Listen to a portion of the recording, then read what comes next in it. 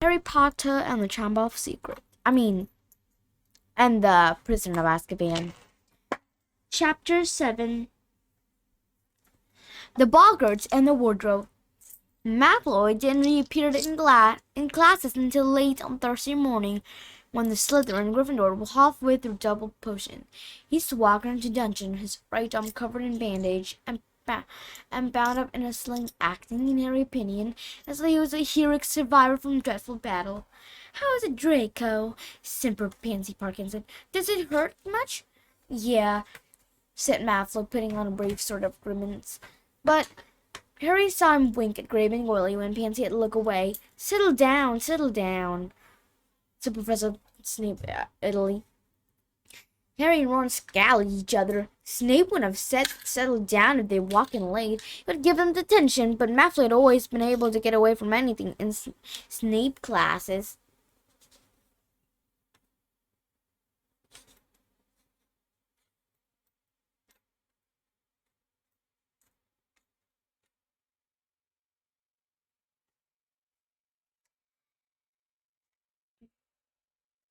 Snape was the head of Slytherin houses and generously favored his own student better before all the others. They were making a new potion today, a shrinking solution. Malfoy set his cauldron right next to Harry and Ron, so that they were preparing the ingredients on the same table. "Sir," Malfoy called, "Sir, I'll need some help cupping up these daisy roots because of my arm." "Weasley, cut up Malfoy roots for him," said Snape without looking up. Ron went brick red. "There's nothing wrong with your arm," he hissed at Malfoy. Malfoy smirked across the table. "Weasley, you're Professor Snape. Cut up those roots." Ron seized his knife, pulled Malfoy roots toward him, and began to chop them roughly so that they all different sizes. "Professor," drawled Malfoy, "Weasley, I'm modulating my roots, sir." Snape approached their table and stared his hooked nose at the root, then gave Ron a pleasant smile from beneath his long, greasy black hair. "Change root with the Malfoy, Weasley." "But, sir," Ron had been spent the last quarter of an hour carefully shredding his own root into exactly equal pieces. "Now," said Snape in his most dangerous voices. Ron shoved his own beautiful cut root across the table at Malfoy, then took up the knife again. "And, sir, I'll need the shriveling skin," said Malfoy, his voice full of malicious laughter. "Porter, you can skin Malfoy's shrivel fig," Snape, giving Harry the look of loathing he always reserved just for him. Harry took the Malfoy's shrivel fig as Ron set about trying to repair the damage of the root he had to use. Harry skinned the shrivel fig as fast as he could and flung it across the table at Malfoy without speaking. Malfoy was smirking more broadly than ever. "Seen Paul Hagrid lately?" he asked them quietly. "None of your business," said Ron jerkily, without looking up. "I'm afraid he won't be a teacher much longer," said Malfoy, in a tone of mock sorrow. "Father's not very happy about my injury." Keep talking, Malfoy, and I'll give you a real injury," snarled Ron. "He's complained to the school governor and to the Ministry of Magic. Father got a lot of influence, you know. And a lasting injury like this," he gave a huge fake sign. "You know if my arm will never be the same again.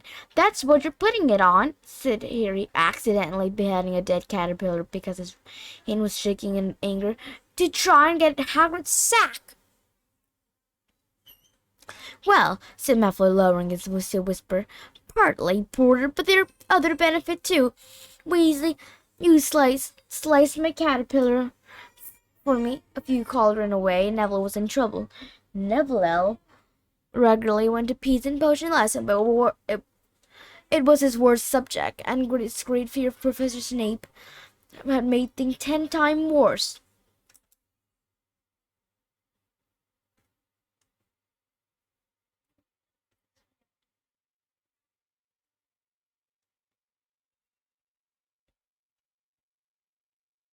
His potion, which was supposed to be a bright accent green, had turned orange. "Longbottom," said Snape, lighting some up and allowing to splash back into the cauldron so that everyone could see.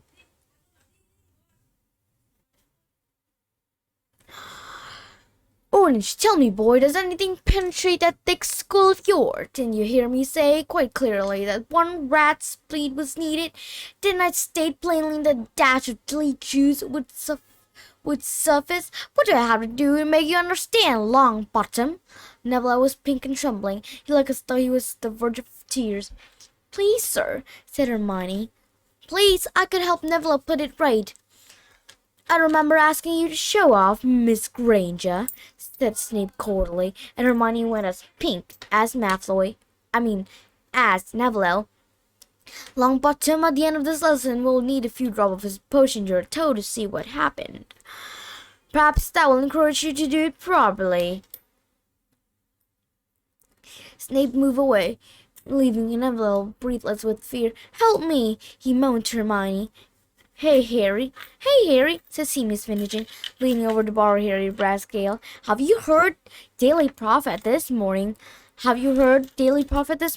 They reckon Sirius Black had been sighted. Where? Said Harry and rode closely on the other side of the table where Malfoy looked up, listening closely. Not too far from here, said Senius, who looked excited. It was a muggle who saw him. Of course, she didn't really understand. The muggle think she's just an ordinary criminal, don't they? So, she phoned the telephone hotline. By the time the Ministry of Magic got there, he was gone. Not too far from here, Ron repeated, looking significantly at Harry. He turned around and saw Malfoy watching closely. What, Malfoy? Need something else skinning? Malfoy's eyes were shining vividly, and they were fixed on Harry. He leaned across the table. Think of the trying to catch Black single-handed, Porter. Yeah, that's right, said Harry offhandedly. Malfoy's thin mouth was curving into a mean smile. Of course, if it was me, he said quietly, I would have done something before now. I won't be staying in the school like a good boy. I'll be out there looking for him. What are you talking about, Malfoy? Said Ron roughly.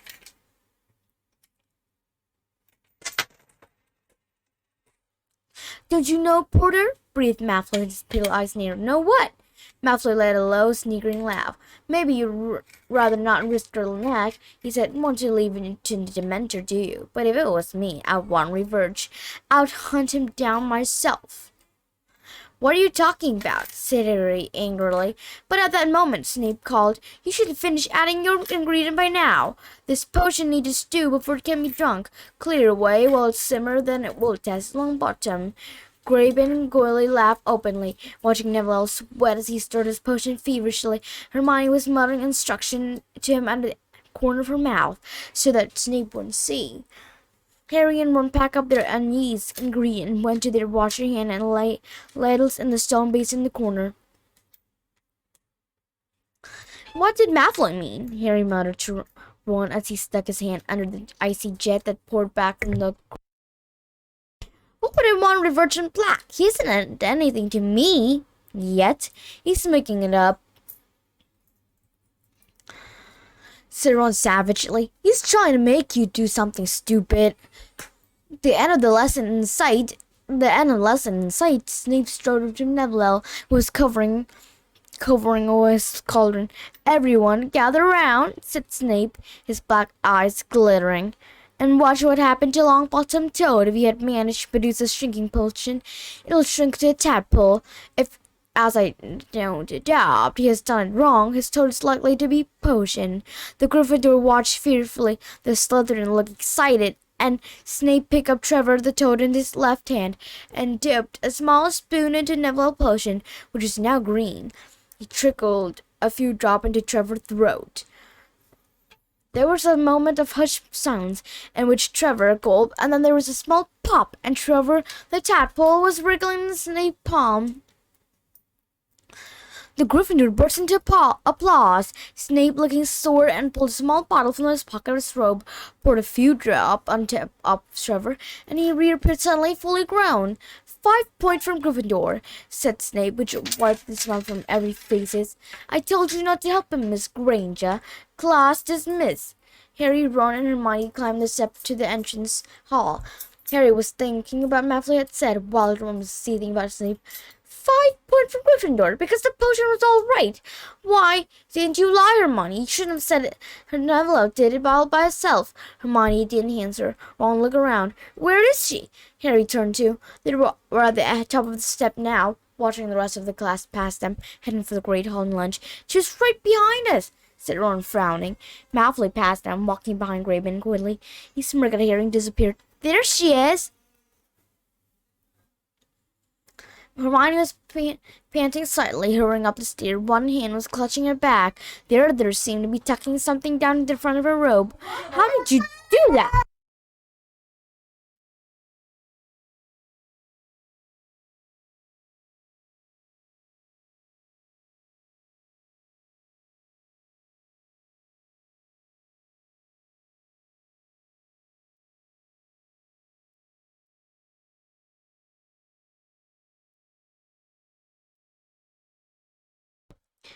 How did you do that? Said Ron. What? Said Hermione, joining them. 1 minute you were right behind us, and next moment you were back at the bottom of the stair again. What? Hermione looked slightly confused. Oh, I had to go back for something. Oh no. A seam had split on Hermione's back. Harry wasn't surprised. He could see that he was crammed with at least a dozen large and heavy books. Why are you carrying all those around? Ron asked her. You know how many subjects I'm taking? Said Hermione breathlessly. Couldn't hold these for me, could you? But Ron was turning over the book she had handed him, looking at the cover. You haven't got any of these subjects today. It's only defense against dark arts this afternoon. Oh, yes, said Hermione vagally, but she packed up all the book back in her bag just the same. I hope there's something good for lunch. I'm starving, she added, and she marched off toward the Great Hall. Did you get the feeling Hermione not telling us something? Ron asked Harry. Professor Lupin wasn't there when they arrived at his first Defense Against Dark Art lesson. They all sat down and took out their book, quill, and parchment, and they were talking when he finally entered the room. Lupin smiled vagally and placed his tatty old briefcase on the teacher desk. It was as shabby as ever, but looked healthier than he had on the train, as though he had had a few square meal. Good afternoon, he said. Would you please put all your book back in your bag? Today will be a practical lesson. You will only need your wand. A few curious looks were exchanged as the class put away their book. They had never had practiced Defense Against Dark Art before, unless you had counted the memorable class last year when their old teacher had brought a cage full of pixies to class and set them loose.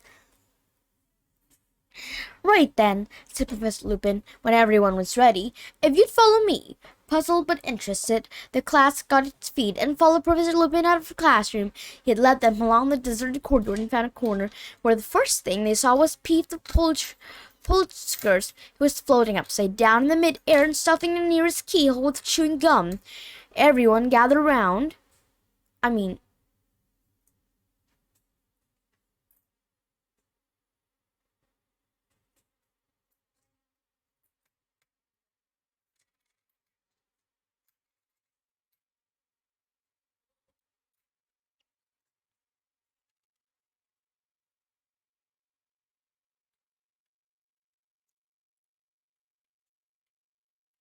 All right. Mm,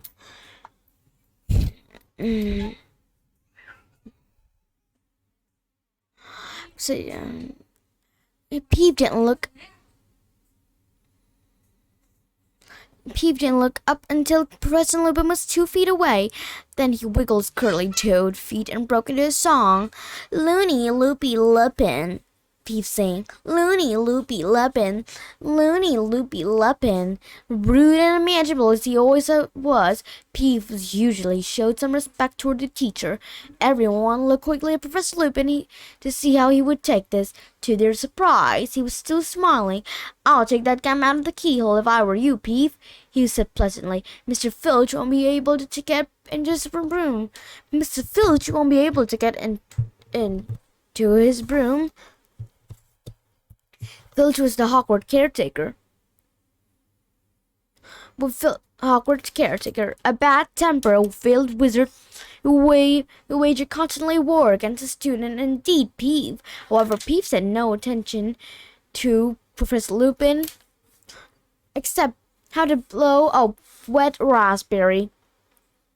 Professor Lupin gave a small sign and took out his wand. "This is a useful little spell," he told the class over his shoulder. "Please watch closely." He raised the wand to shoulder height, said "Woody Wossy," and pointed at Peef. With a four of bullets, the wad of the chewing gum shot out the keyhole and straight down Peef's left nostril. He rolled right way up and zoomed away, cursing. "Cool, sir," said Dean Thomas in amazement. "Thank you, Dean," said Professor Lupin, putting his wand away. "Shall we proceed?" They set off again, the class looking at the shabby Professor Lupin with increased respect. He led them down a second corridor and stopped right outside the staff room door.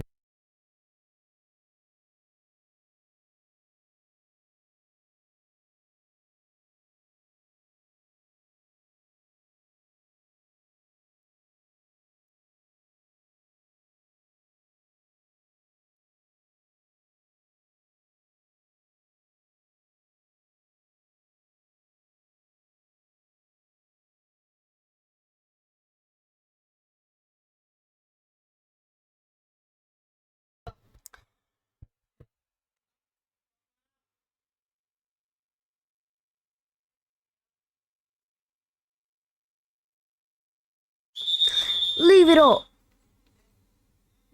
Snape said. "Leave it open, Lupin. I'd rather not witness this." He got his feet and strode past the class, his black robe billowing behind him. At the doorway, he turned on the heel and said, "Possibly no one warned you, Lupin, but this class contained Neville Longbottom. I would not advise you not to entrust him with anything difficult, not unless Miss Granger is hissing instruction in his ear." Neville went scarlet. Harry glared at Snape. It was bad enough that he bullied Neville in his own classes, let alone doing it in front of the teacher. But Professor Lupin had raised his eyebrow. "I was hoping that Neville would assist me with this first stage of the operation," he said, "and I'm sure he will perform it admirably." And Neville's face went, if possible, even redder. Snape's lip curled, and he left, shutting the door with a snap. "Now then," said Professor Lupin, beckoning his class toward the end of the room, where there were nothing except an old wardrobe in which the teacher kept a spare robe. As Professor Lupin went to stand next to it, the wardrobe gave a sudden wobble, bang off the wall. "Nothing to worry about," said Professor Lupin calmly, as a few people jumped backward in alarm. "There's a boggart in there." Most people seemed to feel that there was something to worry about. Neville gave Professor Lupin a look of pure terror, and Seamus Finnegan eyes now riling Northern apprehensively. "Boggart, like dark enclosed spaces," Professor Lupin. "Wardrobe, the gap beneath bed, the cupboard under the sink. I once met one had lodged inside its grandfather clock. This one moved in yesterday morning, and I asked the headmaster if the staff would leave it in my third year some practice to give my third year some practice. So the first question we must ask ourselves is, what is a boggart?" Hermione put up her hand. "It is a shape shifter," she said. "It can take the shape of whatever it thinks will frighten us most." "Shouldn't have put it better myself," said Professor Lupin, and Hermione glowed. "So the boggart sitting in the darkness within has not yet assumed a form. It does not yet know what it will frighten the person on the other side of the door. Nobody know what a boggart looked like when he is alone, but when I left him out, he will immediately become whatever each of us most fear. This means," said Professor Lupin, choosing to ignore Neville's small splendour of terror, "that we have a huge advantage over the boggart before we begin. Have you spotted it, Harry?" Trying to answer a question with Hermione next to him, bobbling down by the ball of her feet with her hand in the air. It was very off-putting, but Harry had to go. Because there's so many of us, it won't know what shape it should be." "Preciously," said Professor Lupin, and Hermione put her hand down, looking a little bit of disappointment. "It's always best to have company when you're dealing with a boggart." He became confused. Which should he become? A headless corpse or flesh-eating slug? I once saw a boggart make that very mistake. Tried to frighten few people at once and turned himself into a hover slug. Not remotely frightening. The charm that repel a boggart is simple, yet it requires force of mind. You see, the thing that really finishes a boggart is laughter. What you need to do is force it to assume a shape that you find it amusing. You'll practice the charm with a wand first. After me, the charm please? Ridiculous. Ridiculous, said the class together. Good, said Professor Lupin. Very good, but that was the easy part, I'm afraid. You see, the word alone is not enough. And this is where you come in. Neville, the wardrobe shook again, though not much as Neville, who walked forward as though he was heading for the gallows. Right, Neville, said Professor Lupin. First thing first, what would you say the thing that frightened you more in the world? Neville's lip moved, but no noise came out. Didn't catch that, Neville. Sorry, said Professor Lupin cheerfully. Neville looked around rather wildly, as though begging someone to help him, then said in a barely more than a whisper, Professor Snape. Nearly everyone laughed. Even Neville grinned apologetically. Professor Lupin, however, looked thoughtful. Professor Snape? Neville, I believe you live with your grandmother. Yes, said Neville nervously, but I don't want the Bocker to turn into her either. No, you misunderstand me, said Professor Lupin. Now smiling. Could you tell us what sort of clothes your grandmother usually wear? Neville looked startled, but said, always the same hat, a tall one stuffed full on top, and a long dress, green normally, and sometime a fox fur scarf. And a handbag? Prompted Professor Lupin. A big red one, said Neville. Right then, said Professor Lupin. Can you picture those clothes very clearly? Neville, can you see them in your mind? Eyes? Yes, said Neville uncertainly, plainly wondering what was coming next. And the Bocker burst out of his wardrobe, Neville. At see you, it will assume the form of Professor Snape, said Lupin, and you'll raise your wand.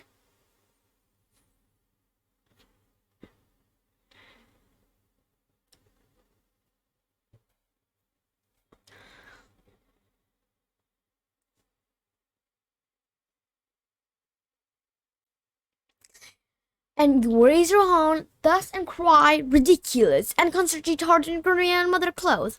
If all goes well, Professor Bocker Snape will force into that vulture top hat, that green dress, that big red handbag. There was a great shout of laughter. The wardrobe wobbled more violently. If Neville was successful, the Bocker is likely to turn his attention to each of us in turn. I would like all of you to make a movement now to think of the thing that scares you most and imagine how you might force it to take a commercial. The room went quiet. Harry thought, what scared him most in the world? His first thought was Lord Voldemort. Voldemort turned to full strength, but before he had even started planning a possible counterattack on Boggart Voldemort, a horrible image came floating to surface in his mind, a rotting, glistening hand slithered back beneath a black cloak, a long, rattling breath of an unconscious mouth that had closed so preventing it felt like drowning. Harry shivered, then looked around, hoping no one had noticed. Many people had their eyes shut tight. Ron was muttering to himself, take its leg off. Harry was sure he knew that was a bat. Ron greatest fear of a spider. Everyone ready? Said Professor Lupin. Harry felt a lurch of fear. He wasn't ready. How could you make a Dementor less frightening? But he didn't want to ask for more time. Everyone else was nodding and rolling up their sleeve. Neville, we're going to back away, said Professor Lupin. Let you have a clear field, all right? I'll call the next person forward. Everyone back in house, so Neville can get a clear shot. They all...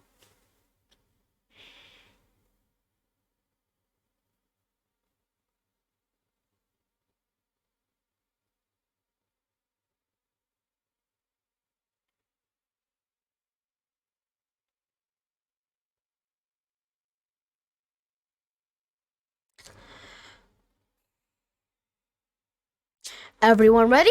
Said Professor Lupin. Harry felt a lurch of fear. Okay, then... They all retreated, backing against the wall, leaving Neville alone beside the wardrobe. He looked pale and frightened, but he had pushed up the sleeve of his robe and holding his wand ready. On the count of 3, Neville, said Professor Lupin, who was pointing his own wand at the handle of the wardrobe. 1, 2, 3, now! A jet of sparks shot from the end of Professor Lupin's wand and hit the doorknob. The wardrobe burst open, hook-nosed and menacing. Professor Snape stepped out, his eyes flashing at Neville. Neville backed away, his wand up, mouthing wordlessly. Snape was bearing down upon him, reaching inside his robe. Ridiculous! Squeaked Neville.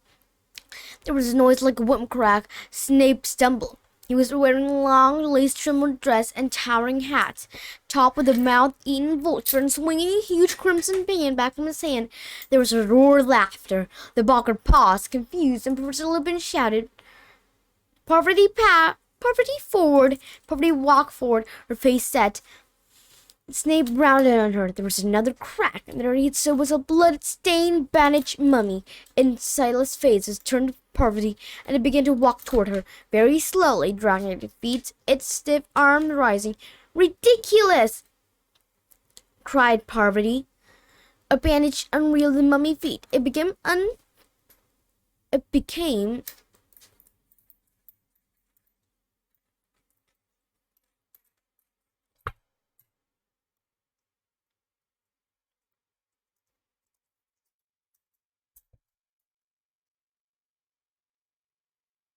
became underglanded and fell face forward and its head rolled off.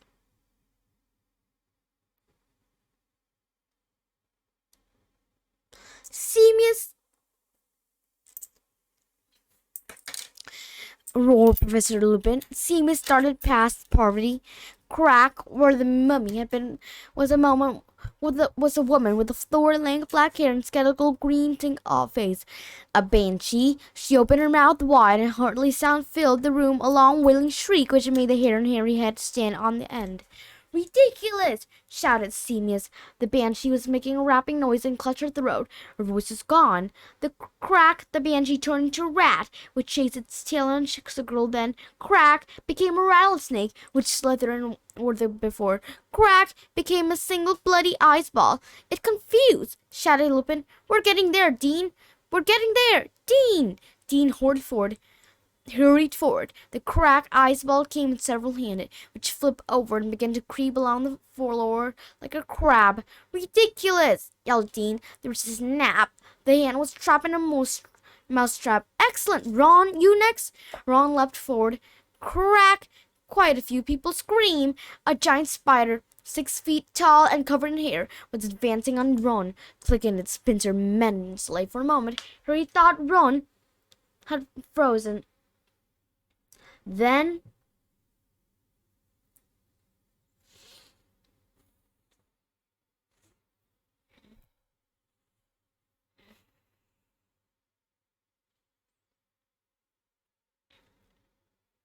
"Ridiculous!"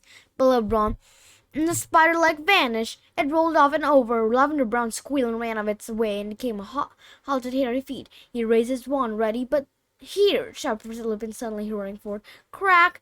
The legless spider vanished. For a second, everyone looked wildly around to see where it was. Then a small, silvery, white orb hanging in the air in front of Lupin. He said "ridiculous" almost lazily. Crack! Ford Neville, and finish him off," said Lupin as the Boggart lay on the floor as the crack. Snape was back. This time Neville changed forward, looking determined. "Ridiculous!" he shouted, and they had all spent a second few Snape in a lacy dress before Neville let out a great "ha!"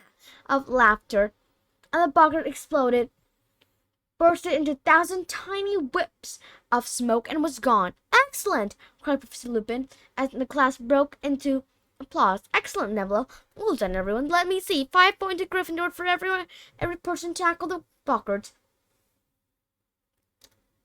10 for Neville because he did it twice, and 5 each to Hermione and Harry." "But I didn't do anything," said Harry. "You and Hermione answered my question correctly at the start of the class, Harry," Lupin said lightly. "Very well, everyone, and excellent, Harry. Listen to homework. Kindly read the chapter in Boggart and summarize it for me to be handed on Monday. That'll be all."